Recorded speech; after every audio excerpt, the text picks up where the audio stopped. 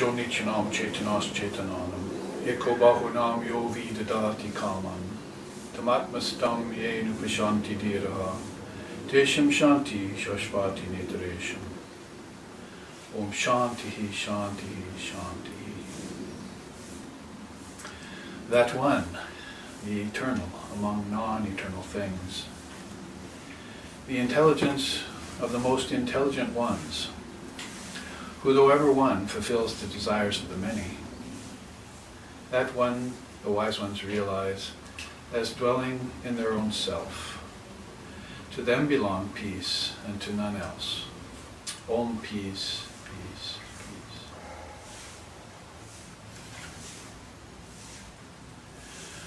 Om na tatra suryabhati na chandra tarakam nevam vidyuto bhante kuto yamagnihi Tvameva vantu manavati sarvam tasya vassa sarvamidam vibhati. Om shanti shanti shanti. There, within the indivisible self of all beings, the sun shines not, nor the moon, nor stars, nor fire, nor lightning, much less this tiny mortal flame. That one light shining, all else shines. By its light, all is made radiant. May that light of pure conscious awareness enter into us and permeate us to the very core of our being. Om peace, peace, peace.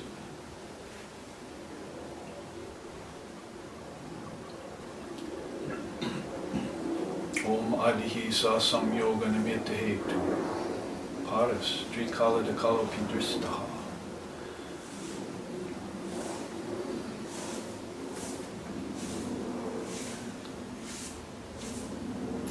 Tam Visvarupam Bhavabhutam Idyam. Devam Sachitastam Upasya Purvam.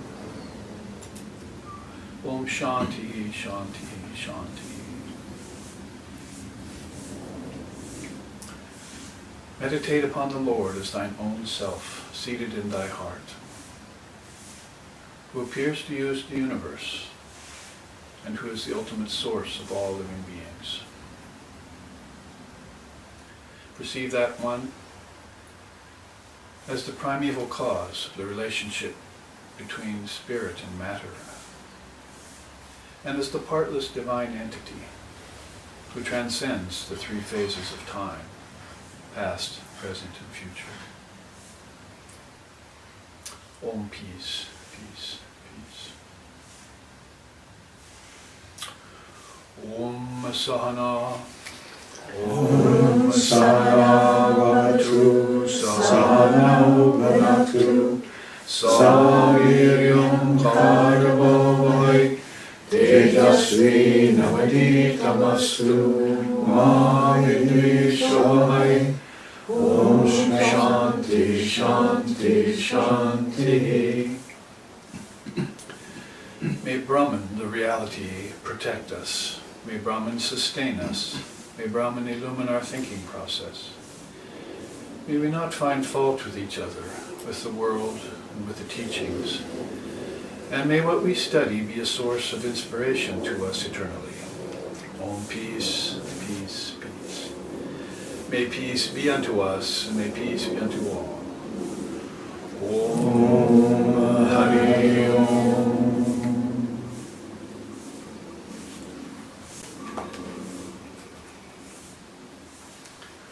Gathering here in SRV San Francisco at our Healing Center ashram, we meet here on the second day of Navaratri. That's Durga Puja. Last night was our full 10-article worship of the Divine Mother of the Universe in her form as Sri Durga, the warrior goddess, who suits this present Kali Yuga very well, as we need to be strong and fight off the impositions of Maya and the vagaries and vicissitudes of the mind and relativity. If we can do that effectively here, then we can do it anywhere, because this is the thicket of Maya. And as the scriptures say, the Guru helps you burn away that thicket of thorns, so that your life can be dharmic and run smoothly and you can live a divine life and teach others, your children, and share that secret doctrine of Vedanta with others. So, as far as the Divine Mother of the Universe is concerned, she is the great secret underlying all scriptures. She's the Sutratman, the thread running through everything we're studying. Presently, the final slokas, the final 4 or 5 slokas today of the Shvetashvatara Upanishad. Yesterday we took that up and did slokas 5 through 15, and so covered a lot of ground, and I had a couple new charts that we saw. One of them was this one, the last thing we left off with yesterday's class. Cutting through false superimposition. False superimposition is that good word that Vedantists and Sanskritists have come up with when they've tried to transfer these teachings and these ideology into English. Vivarta would be the Sanskrit word, so if you were among people who had that kind of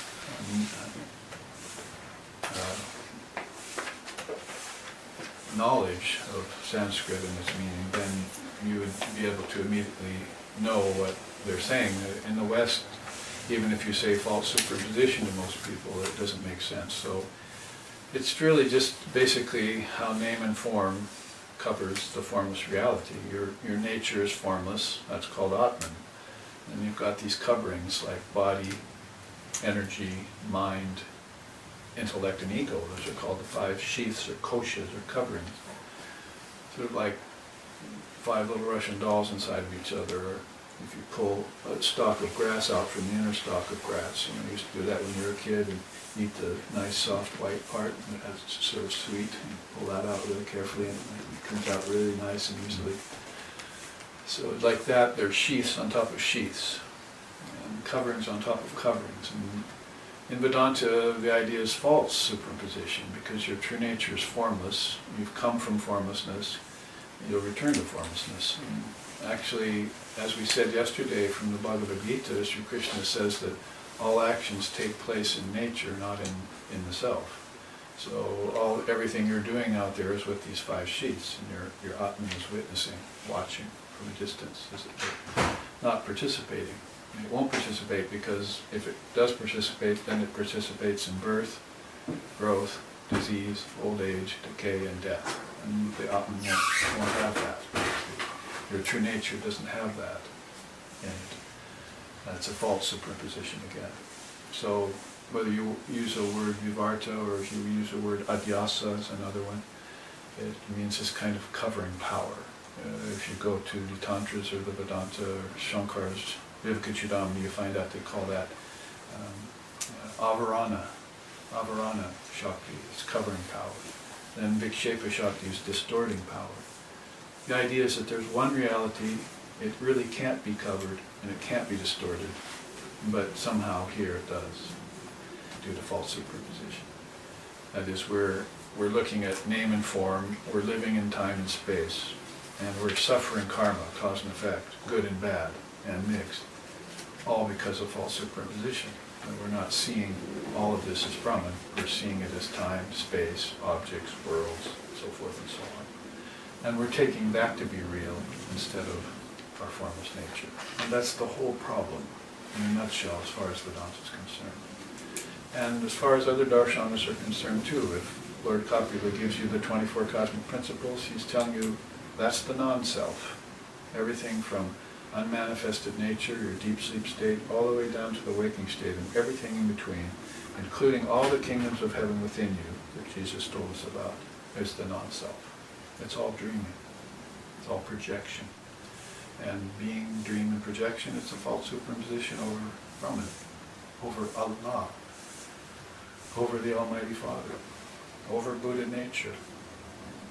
And if you just accept that premise and admit yourself that I have a formless witness here, an underlying substratum, a consciousness that's with a capital C, that never goes to sleep, like my mind with its lowercase consciousness, lowercase c consciousness, goes to sleep and gets knocked unconscious and dies and so forth and so on.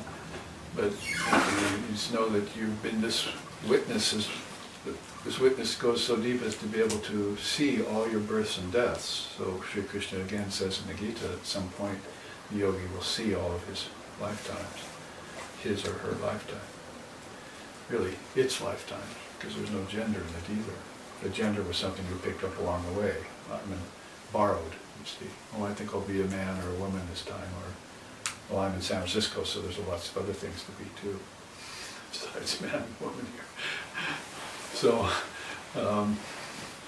So whatever it is, it's all false superimposition, and it's a reading of relativity by reality. So it's not a criticism or a fault finding, it's a statement of fact. Maya is a statement of fact. That is what flummoxes you, what confuses you, what covers your understanding, what makes something look other than what it really is. See? And we'll get to that when we look at Dharma Mega Samadhi as opposed to occult powers, which is this other new chart that I created for this series of classes. And all of you who are sitting here thinking, I don't have enough time to see these, don't worry, you'll see them in Portland and you'll see them at the Seattle retreat too. We're going to go deep into them because they fit the subject of the Shvetashvatara Upanishad, which we're studying here. They also fit the subject of the Adhyatma Upanishad, which we're studying in Portland. And when we study the Sita Upanishad, one of the 7 goddess Upanishads, I'm calling them, it's sort of my discovery here recently, that when I looked at the 108 Upanishads and went through them all, then I realized it's really 7 of them are to the goddess. And that's not a feature that's brought out. I've been saying lately that no religion in the world has Divine Mother in it, except India. And in India even, she tends to get covered, because you've got worship of Krishna, you've got worship of Shiva, you've got worship of the elephant-headed god, you've got worship of the sun, you've got all these philosophies, and where's Mother in all of this? Well, here she is with Sri Ramakrishna Paramahamsa. He's brought remembrance of and knowledge of the Divine Mother of the universe as the progenitress, the controller of all. And, we read about that here. They happen to be using the connotation he in most of these slokas, but they capitalized he.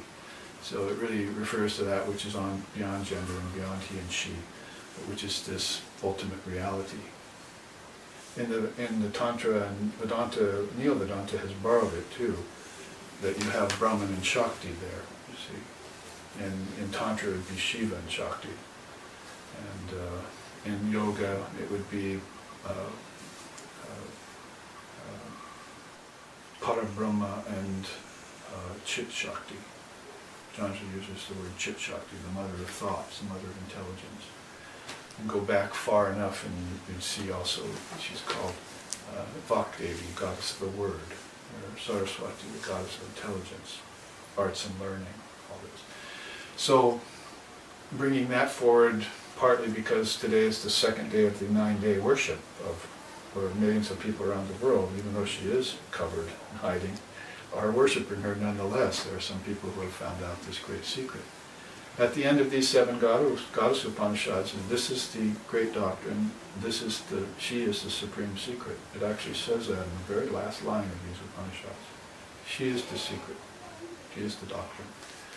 These Upanishads we're telling you about proclaim her. So a lot of the point here is that, if you look at it just philosophically, there's fire and its power to burn. That's Sri Krishna used to say very simply. So there's Brahman, and then there's this activity that somehow comes forth from Brahman. Now we looked at that, I don't have it up here today, but remember the Brahma Chakra we looked at yesterday, that chart, with all those different aspects. Well, that's the ancient Rishi's way of saying that God with form comes forth from formlessness. And when anything comes into form, it risks a lot of pain and suffering and sacrifice. And it enjoys a lot of pleasure and bliss and peace too. So when anything comes into form, it's subject to dualities, like good and bad, pleasure and pain, life and death, bondage and liberation. You see, it's subject to that by association, but ultimately the Atman or Brahman never goes through that. It's all in, as soon as form is incepted and kicks forth, that's when all of this happens. That's samsara. Otherwise, you're always in a state of non-dual awareness or bliss, your true nature. And the only thing you can really compare that to, if you're not an enlightened soul who has had full realization samadhi, is deep sleep. So they use the idea of deep sleep. There's a chart coming up that shows that. Deep sleep is where you feel formless and there's no ego there to bother you. Like I said yesterday, the teacher said, ego is like an uninvited guest at a party. So this should be the party of selflessness and compassion for each other. So you go up to the unwanted guest and you said, when are you leaving? Ask the ego to leave, that's meditation, right? You want to get tearing down that ego, and the ego says, well, I don't know, I'll think about it. It's having fun at this party, controlling everything. So it's going to put you off. You see, I'll think about leaving later. So you're going to have to get a hold of the rascal and trim it down, diminish it, attenuate it, pop that balloon, whatever it takes. Dissolve the mind stream. Meditate on formlessness. Use the mantra to purify your mind. There's so many ways in which we've been introduced to that can squelch this ego character. And as soon as that balloon loses its air, then Brahman is shown behind it too. See, it's the ego that's always in the way, the usurper to the throne of consciousness. And it brings with it all these questionable qualities. Selfish grasping, and greed, and warlike domination over others and things. So occult powers, basically, it's focused on. And the rain cloud of virtues, it tends to shy away from, at least until you ripen it. And then it gets the idea and it says, oh, I think maybe I like that. Maybe I'll become a connoisseur, instead of a rascal. So false superimposition being the idea with yesterday's chart, we ended up there cutting through the clouds of false superimposition. The Sanskrit word is viveka. Because if you say discrimination to the English, you start thinking about the blacks and back south and the Civil War and everything that's happened racially. See, and that's not what we mean in Vedanta when we use the word discrimination. Discernment might be even a better word to escape that pitfall. See, discernment. So anyway, you notice the difference between what's abiding and what's non-abiding. What's permanent, what's impermanent. What's changeless, what's changing. What's essential, what's non-essential. Or if Vedanta will put it in English, what's real and what's not real. Not real means you can't count on it. It's sand. You can't build your house on it. Christ knew that when he said, separate the wheat from the chaff. You can't eat the chaff and get nourished or have a very good meal. So we want to separate the two. And grant unto Caesar what is Caesar, and take unto yourself what's the Lord. All those statements are about viveka, discrimination between the real and the unreal. So I started off this class with 3 slokas today. All 3 of them we took yesterday. Na tatra surya bhati na chandra tarakam. There inside there's no light but the light of consciousness. The sun's light's not there, the moon's light, lightning's not there, fire's not there. Those have disappeared, and they've been absorbed into the true light of consciousness, the real light, not some imitated glare, some distant far glare or something, some reflection of light. The real article, the light of Brahman, the light of consciousness, of pure conscious awareness. The second one I chanted was Nityo Nityanam Chaitanas Chaitananam. That's the eternal among non-eternal things, right? Oh, there's your discrimination. See, your viveka again. The most intelligent, the intelligence among the most intelligent ones. There's your discrimination again. You're not going to want to look to the scientist, you see, who is intelligent to satisfy your problems. You have to look to the seer, who is the intelligent one among the intelligent ones, to satisfy his problems. Because the scientist is thinking from an intellectual frame of reference. Intellectual frame of reference means Vijnanamaya Kosha. Vijnanamaya Kosha means thought and ideas. But the seer has gone beyond thought and ideas and gone to the truth, not just concepts or suppositions or presuppositions or conceptions, see, but has gone to the actual truth and seen it. Thou shalt know the truth, and the truth shall set you free. Or seek thee first the kingdom of heaven, and all else will be added unto thee. You have to know that one single truth. And so that will mean that you will have to find that soul, or those souls who are out for your highest good. Like I was telling the story yesterday when scientist was with my guru, Swami Sheshanandaji Maharaj, last living disciple of Holy Mother until the 1990s, last living monastic disciple. And the scientist and he were talking, the scientist said, Swamiji, your car there, the Vedanta Center's car, if you were able to extract all the power out of that car, you could blow up 3/4 of the world. In other words, there's lots of atoms in there, and they have lots of power. You can split them, and you get your atom bombs and your hydrogen bombs and so forth. And Swami looked at him and said, but what good would that do you? Well, that's exactly what I mean. The intellectual is under the risk of, or maybe the power or domination of, the cult powers, thinking in terms of power. But the seer is thinking in terms of peace. Peace that passes all understanding, first and foremost, and then peace of mind too. Om Shanti Shanti Shanti means peace on all 3 levels of your being, right? The gross, that's just your body, objects, this world. The subtle, that means your mind, the world of your mind. And the causal means this world of deep sleep, or prerequisite or penultimate formlessness, we'd call it, because the formlessness with a capital F would be beyond those 3. They call that Turiya. Right? So, Jagrat, Swapna, and Sushupti, right? Waking, dreaming, and deep sleep. Those are all worlds. The deep sleep world is formless, yes, but it has seeds there. And if you water those seeds, then there's going to come forth all this manifestation of worlds and time and space and beings of all kinds. Not just physical beings, but celestial beings. And so they're all going to come from that deep sleep state where all the seeds are. But Brahman has no seeds. When you enter into that, you've gone beyond all potential for producing form, all potential for thinking, for thought. It doesn't matter whether it's good thought or not, or positive thought. You go beyond it. And you see the truth, and the truth shall set you free. That's the whole purpose of Indian philosophy, and it should be the purpose of religion. Swamiji came here and wanted religion with a capital R to come back. So we have to get rid of the superstitious religion that have taken over. And that means Christianity, Judaism, Hinduism, Buddhism, and these forms that are conventional, see, that have outlived their use, if they ever had any in the first place. If they were true dualism, then they had some efficacy and some benefit for you, like worship we did last night at the altar. We're worshipping, and there were images there and so forth. Well, the non-dualists would say, oh, that's all right, I'll pass, you see.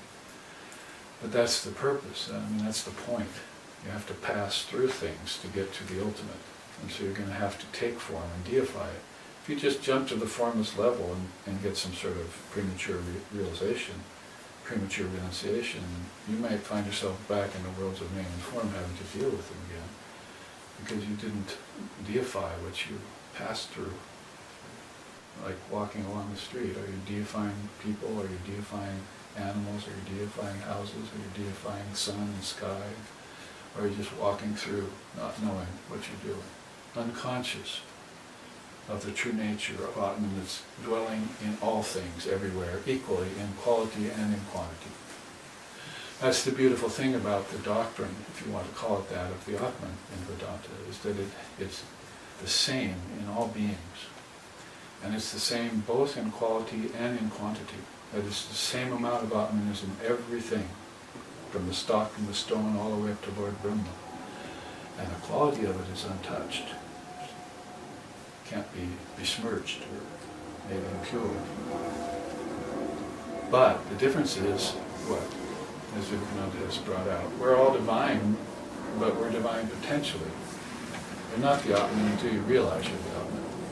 Isn't it obvious? If you look out there, You can't tell these people that they're divine and perfect because they've been raised in the idea of original sin, for instance. Or they've had so many imperfections and so many failures that you'll never be able to convince them of their divine nature. It's hard enough to convince all of us of our divine nature because of what we have to face in the world every day. So you're identifying with the false superimposition, and you're not identifying with your true nature. So that needs to be rectified. You need to turn this on its ear. Shankara said, you're driving away in a carriage, you see, or something, and you've got a mirror there, like a rear view mirror, you see, and you look in it and there's the city you just left behind you. You see, all the world is a reflection like that. It's a city in a mirror. And you're the Atman and you're moving away from it. So the further away you go from the world, the more you'll enjoy peace. You said that. Shri Sharda Devi. The further away you go from the world, the more you will enjoy peace. Which then obviously means the closer you get to the world, the more you're going to suffer. And isn't that obvious too? Of course, there is you might call it an intermediate position, where you're in the world but not of it, is kind of the popular cliche, you see. That means you've got to be kind of warrior-like. You take Durga as your ideal. You see, she's here on our altar, she's downstairs on our altar, and she's the warrior goddess. So she's got all these weapons in her 10 or 16 arms, you see. And she will then protect you. Because she who since birth has ever led me on from paths of trouble to perfection's goal is the mother-wise in her own sweet and playful way. See, that's how Vivekananda put it in his poem. She who has since birth ever led me on from paths of trouble to perfection's goal. She's always watching over you, guiding you, even through all your troubles. If you fall down and get dirty, she'll pick you up, clean you off, and set you on the path again. So, Mother is 1,000 times more compassionate than Father, Swami Brahmananda said. He said that after coming out of darshan with Holy Mother one day. She had her veil on and everything. He went in and had darshan with her, but he saw through all veils. He wasn't looking with physical eyes to see. He came out drunken, trying to support himself against the wall from seeing her, being in her presence. I mean, he didn't really even see her that much, because she was covered, you see. But he saw her in her essence, and she gave him that grace to see that. And then he said, Mother is 1,000 times more compassionate than Father. So this powerful Shakti is so important to our life in relativity. She's the life buoy. She's the savior. She's savioress. She will keep us afloat. And so that's an intermediate position I'm talking about. You can be in Baba Mukha. She said if there's these rice fields, you see, and then there's these bulks that go through them, that go about 4 or 6 feet up off the ground. So you don't have to go through the muck, you see, right through the water. So you go up in this bulk, and you get up to this bulk, you can see both sides of the rice field. So Sri Ramakrishna used that as an example of how that soul who's poised, balanced, pure sattvic state can see both the world and God. See? Sees the world on one side, sees God on the other, and therefore can posit himself or herself right in between in a balanced state. Call it the middle path if you want. Krishna, Buddha, Holy Mother, all really good teachers of the middle path. These are our extreme paths. And then there are brooks and streams that never get to the river, so they never get to the ocean. There are temporary paths that fizzle out after a while. And what are you going to use to find the difference between them and walk the right one? She pointed to the chart. Viveka, and what does it get rid of? Ignorance. False superimposition or ignorance. So that's where we ended up. And I've taken a good 15 minutes of an introduction or to refresh you about yesterday's lessons. And that chart we won't go through again because we've seen it, and you'll get to see it again in Portland if you tune in next week to the Adhyatma Upanishad. We have to stop for a second. Technical difficulty will be off for 5 minutes. It's okay. What'd you say? We're having technical difficulties again. And so we'll be offline for 5 minutes, those of you who are watching live stream. Any questions for 5 minutes? You usually don't get a chance to ask questions in class, especially live stream ones, so here's your opportunity.